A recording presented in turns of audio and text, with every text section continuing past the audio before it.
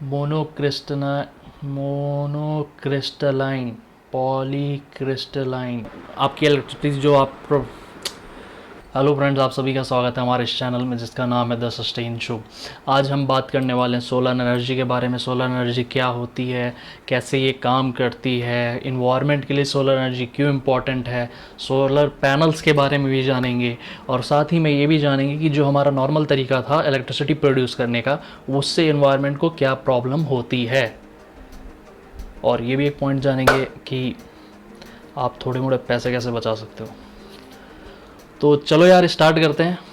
तो यहाँ पर सबसे पहला पॉइंट ये बनता है, ये क्वेश्चन उठता है कि आखिर सोलर एनर्जी होती क्या है, क्या होता है सोलर एनर्जी। तो मैं बताना चाहूँगा कि जो हीट एंड लाइट जो हमारी सूरज से आती है, ठीक है, उसी को सोलर एनर्जी बोलते हैं। सोलर एनर्जी एकदम फ्री है, कोई दिक्कत नहीं है, आप आराम से इसे यूज़ कर सकते हैं। आप यूज़ भी करते हैं, आप हीटिंग के टाइम यूज़ करते हैं, आप अपने कपड़े सुखाते हैं। तो ऐसा नहीं कि हम लोग सोलर एनर्जी का इस्तेमाल पहले से नहीं कर रहे हैं, हम लोग बहुत साल से सोलर एनर्जी का इस्तेमाल कर रहे हैं। और साथ ही में हमें अब ऐसा रास्ता ढूंढना है जिसके थ्रू हम लोग बिजली भी उत्पन्न कर पाएँ। तो यहाँ आपने जान लिया कि सोलर एनर्जी होती क्या है, लेकिन अब बात करते हैं कि यार सोलर एनर्जी जो आ रही है सूरज से, हमको कोई एक डिवाइस चाहिए जिसके थ्रू हम लोग उसको कन्वर्ट कर सकें इलेक्ट्रिसिटी में। तो यहाँ पर एक मेजर रोल आता है सोलर पैनल्स का। सोलर पैनल्स बेसिकली एक डिवाइस है जो हीट एंड लाइट अब्जॉर्ब करती है सूरज से और उसे कन्वर्ट करती है इलेक्ट्रिसिटी में। तो यहाँ पर मैं आपको बताना चाहूँगा कि जो सोलर पैनल्स होती हैं वो फोटोवोल्टाइक सेल से बनी होती हैं। फोटोवोल्टाइक सेल्स एक तरीके से सिलिकॉन मटेरियल का होता है। सिलिकॉन मटेरियल कैसे उत्पन्न होता है अब ये भी जानना ज़रूरी है। तो यहाँ पर मैं आपको बताना चाहूँगा कि जब हम कोयला और जब बालू को जब हम लोग हीट देते हैं 2000 डिग्री सेल्सियस पे, तब जाके सिलिकॉन पैदा होता है। तो इसके थ्रू सिलिकॉन का जन्म होता है और सिलिकॉन के थ्रू फोटोवोल्टाइक सेल्स बनती हैं और फोटोवोल्टाइक सेल के थ्रू सोलर पैनल बनते हैं।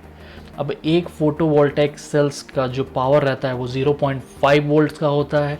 तो आप जब भी आप कोई भी क्या बोलते हैं सोलर पैनल जब आप देखोगे तो आप उसमें देखना कि बहुत छोटे फोटोवोल्टाइक सेल्स लगे रहते हैं। उसको कंबाइन करके एक पूरा सोलर मॉड्यूल बनाया जाता है। आप अपने घर पे जो भी आप अगर आपने कहीं पर देखा होगा तो सोलर पैनल आप बोलते हो सोलर पैनल लगा हुआ है, लेकिन एक्चुअली वो सोलर पैनल नहीं होता, उसे सोलर मॉड्यूल बोलते हैं। सोलर मॉड्यूल यार उसमें ज़्यादा बड़ा नहीं होता वो, ठीक है। मैं आपको बताऊंगा कि सोलर पैनल एक्चुअली होता क्या है, ठीक है। तो उसे सोलर मॉड्यूल बोलते हैं। जब 3 से ज़्यादा जब सोलर मॉड्यूल मिल जाते हैं तब उसे सोलर पैनल्स बोलते हैं। जब सोलर पैनल्स 3 से ज़्यादा मिल जाते हैं, 3 से ज़्यादा हो जाता है, तब उसे सोलर एरे बोलते हैं। और जब बहुत बड़ा जगह में आपने अगर पूरा सोलर पैनल बिछा रखा है तो उसे सोलर पार्क बोलते हैं।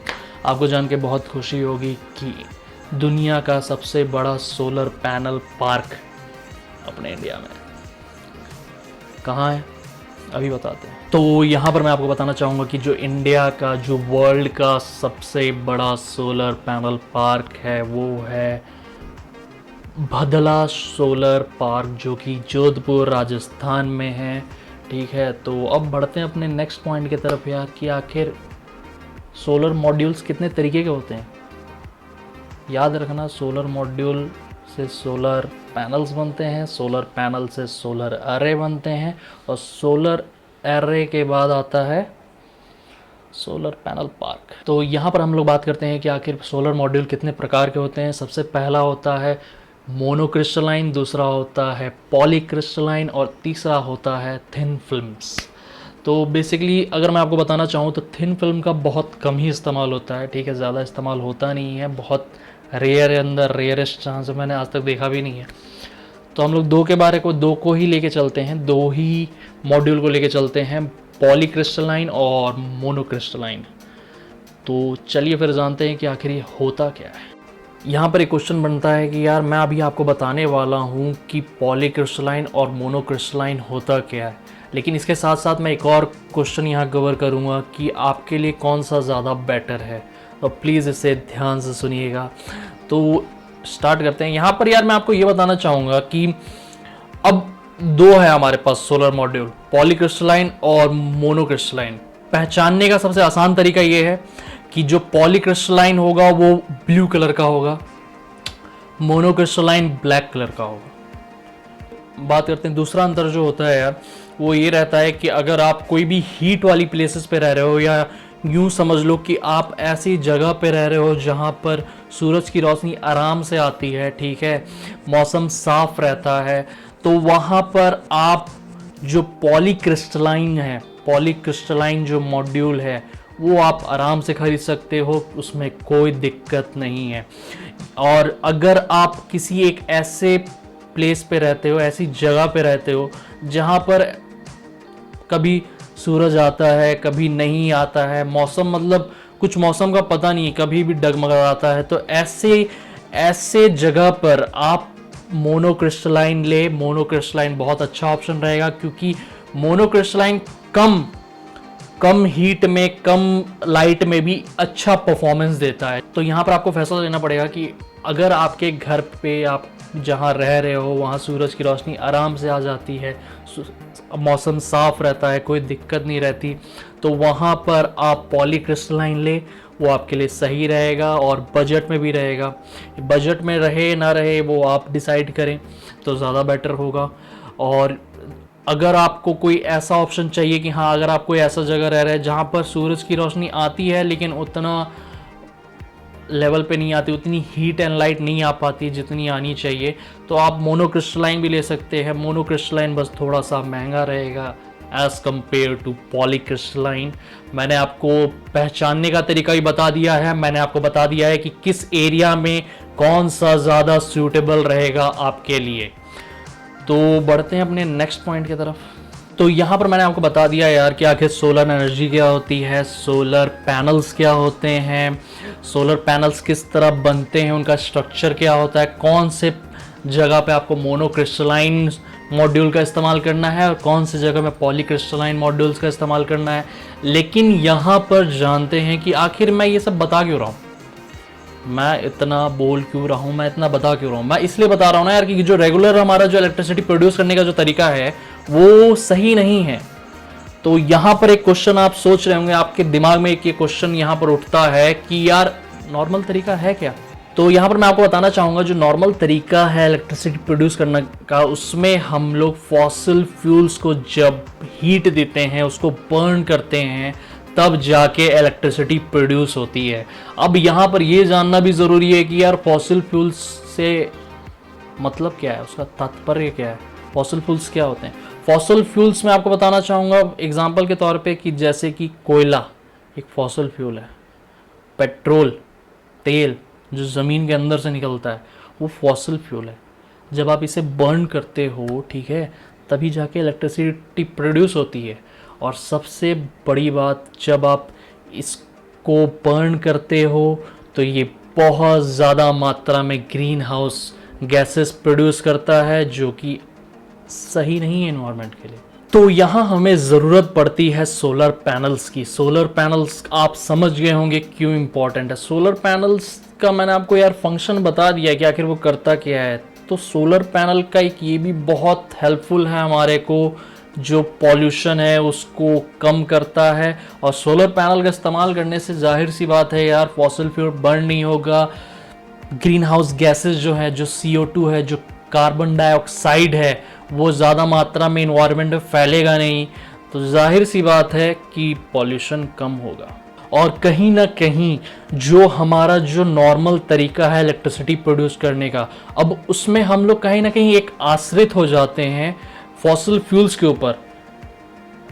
फॉसिल फ्यूल्स के ऊपर आखिर हम लोग डिपेंडेंट हो जा रहे हैं ना यार, कि फॉसिल फ्यूल अगर रहेगा तो इलेक्ट्रिसिटी प्रोड्यूस होगी।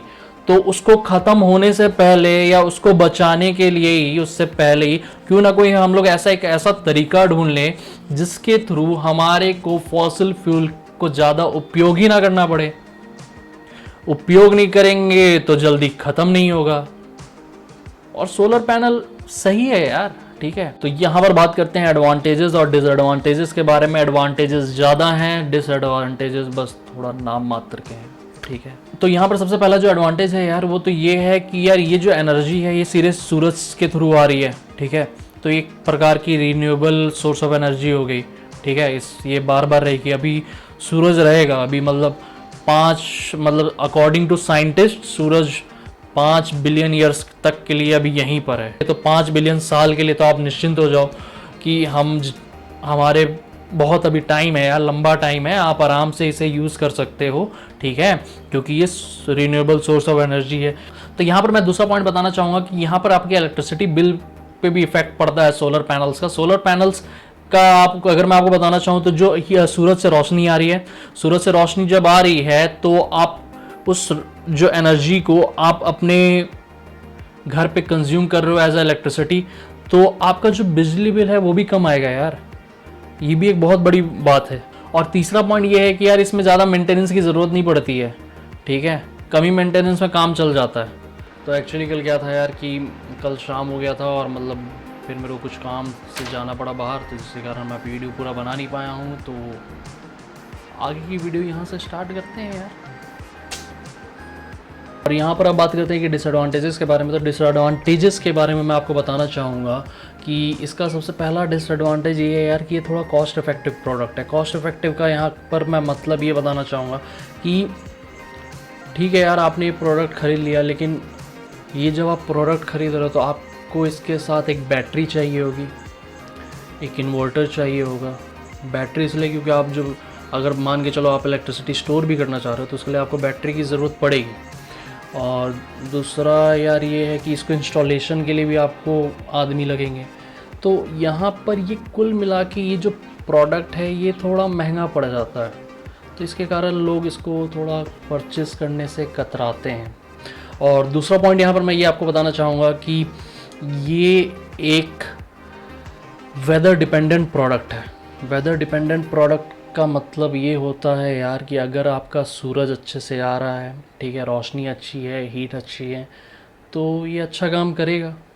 और अगर जब मान के चलो कभी कभार ऐसा भी होता है कि मौसम कभी कभार चेंज होता रहता है, ठीक है, कभी बारिश हो गया, कभी लंबे समय तक बारिश हुआ, तो फिर वहाँ पर इसकी जो परफॉर्मेंस है ये थोड़ी लो हो जाएगी, क्योंकि मेनली ये हीट एंड लाइट चाहता है यार। तो यहाँ पर आप समझ गए होंगे कि एडवांटेजेस और डिसएडवांटेजेस के बारे में। तो बढ़ते हैं अपने नेक्स्ट पॉइंट की तरफ, जो कि बहुत इम्पॉर्टेंट है आपके लिए। सोचो क्या है। तो जो नेक्स्ट पॉइंट है कि आप सोलर पैनल की मदद से कैसे इनकम जनरेट कर सकते हो। तो चलो यार पता करते हैं। तो यार यहाँ पर एक सबसे बड़ा पॉइंट आता है। इससे पहले अगर आपको जानना है कि कैसे पैसे कमाने हैं, तो उससे पहले आपको जानना होगा कि एक टर्म आती है नेट मीटरिंग करके। उस टर्म के बारे में जानना होता है। उसमें यार ये है कि जब आप के घर में आपने सोलर पैनल जब लगवा रखा है, ठीक है, तो उसके थ्रू जो इलेक्ट्रिसिटी प्रोड्यूस होती है, जितना आपने कंज्यूम किया है वो ठीक है, लेकिन उसके बाद जो इलेक्ट्रिसिटी बचती है वो आप अपने लोकल कंपनी या जो कंपनी ऐसी है जो इलेक्ट्रिसिटी पूरे एरिया में प्रोवाइड करती है, आप उसे ट्रांसफ़र कर सकते हो, आप उसे दे सकते हो, ठीक है। उससे नेट मीटरिंग कहा जाता है। इसका सीधा सीधा हिसाब है यार, अगर आप कोई इलेक्ट्रिसिटी जो आप प्रोड्यूस कर रहे हो वो किसी गवर्नमेंट बॉडी को दे रहे हो या किसी लोकल कंपनी को दे रहे हो, at the end of the year, ठीक है, वो आएंगे आपके पास, आपने जितनी इलेक्ट्रिसिटी उनके लिए प्रोड्यूस की है वो उसका कैलकुलेशन करेंगे और उसके हिसाब से आपको साल भर का पैसा वो दे देंगे या फिर आपके बिल में बोलेंगे एडजस्ट करने के लिए।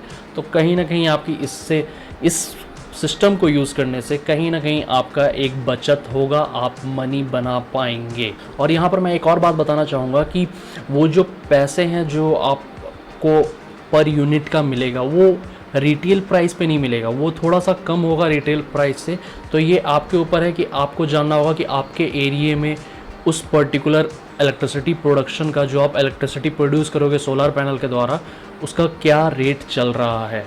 तो एट द एंड कंक्लूज़न पे आते हैं यार कि सोलर पैनल बहुत सही चीज़ है। आप उसे इस्तेमाल करेंगे तो हमारा एनवायरनमेंट सही रहेगा, आप इलेक्ट्रिसिटी प्रोड्यूस कर रहे हो, आपका पैसा बचेगा। और साथ में ये भी कहना चाहूँगा कि कुछ एडवांटेजेस हैं, एडवांटेजेस ज़्यादा हैं, डिसएडवांटेजेस कम है। यहाँ पर मैं गवर्नमेंट से भी रिक्वेस्ट करता हूँ कि वो कुछ ऐसा तरीका सोचे, ऐसा कुछ सोचे जिसके थ्रू जो सोलार पैनल सिस्टम्स हैं वो हर एक घर में प्रोवाइड हो सके और उसका जो कॉस्टिंग है उसको किसी तरह मिनिमाइज़ कर सकें। क्योंकि यहाँ पर जब मैं अपनी रिसर्च कर रहा था तो मुझे पता चला कि लोगों को अवेयरनेस नहीं है पहली बात, और दूसरी बात कि लोग इसलिए भी नहीं लेना चाहते क्योंकि वो बहुत कॉस्ट इफ़ेक्टिव प्रोडक्ट है, जैसे कि मैंने आपको पहले बताया है। तो यही सब रीज़न है यार जिसके कारण इन सब चीज़ों का इस्तेमाल कम हो रहा है। जहाँ अब अगर हमारे को हर एक घर में इसको घुसाना है, हर एक घर में इसको पेनिट्रेट करवाना है इस सिस्टम को, तो कुछ तो प्राइस पॉइंट में हमारे को कुछ ना कुछ सोचना पड़ेगा ताकि हर एक नॉर्मल बंदा इसे यूज़ कर सके। तो इसी के साथ आज की मैं वीडियो समाप्त करता हूँ। आशा करता हूँ आपको मेरी वीडियो पसंद आई होगी। अगर पसंद आई है तो प्लीज़ चैनल को सब्सक्राइब करिएगा, वीडियो को लाइक करिएगा और लोगों तक अवेयरनेस पहुँचाओ यार। इस वीडियो को शेयर करो। अगर आपको मेरी बातें सही लगी हैं तो आप अपने दोस्त यार, फैमिली, फ्रेंड्स को भी ये वीडियो शेयर कर सकते हैं। तब तक के लिए हैव अ नाइस डे।